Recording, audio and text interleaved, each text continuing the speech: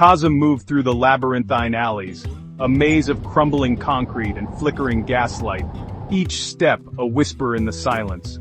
He felt like a ghost, haunting his own memories. The air hung heavy, thick with the scent of spices and despair. It clung to him like a shroud. The once vibrant walls, now faded and peeling, were etched with the stories of his life. He remembered the laughter, the camaraderie, the unwritten code that bound them. Now only echoes remained. The streets had forgotten him, just as they had forgotten the meaning of respect.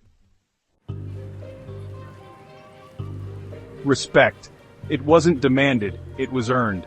Through loyalty, through courage, through unwavering adherence to the racon. A man's word was his bond, a contract sealed with a look. He watched a group of young men huddled in a doorway, their faces illuminated by the cold glow of their phones. Their eyes were empty, devoid of the fire that had burned in his youth. Kazım saw in them the reflection of a city that had lost its way. A city consumed by greed and indifference. The old codes were broken, discarded like so much rubble. Where had it all gone wrong? When had respect become a relic of the past? A flicker of movement caught his eye. A small tea house, tucked away in a forgotten corner. Its windows glowed with a warm, inviting light. He remembered the endless nights spent here, sharing stories and laughter with his brothers. The air inside was thick with the aroma of strong coffee and tobacco. He could almost hear the clatter of backgammon tiles and the murmur of hushed conversations.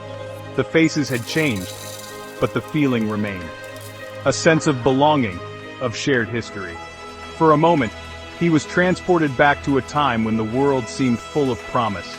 He closed his eyes, the bittersweet memories washing over him like a tide. Emerging back into the night, Kazım felt a familiar weight settle on his shoulders. The weight of memory, of loss, of a world that no longer existed. He was a relic, a forgotten soldier in a war that had long since ended. But even in the darkness, a spark of defiance remained. He carried himself with a quiet dignity, his chin held high, his eyes unwavering. He may have been forgotten by the streets, but he had not forgotten himself. He walked on, his footsteps echoing in the silence. A lone figure in the urban wilderness, clinging to the fading embers of a bygone era. The city might have forgotten the meaning of respect, but Kazım would carry it with him until his final breath.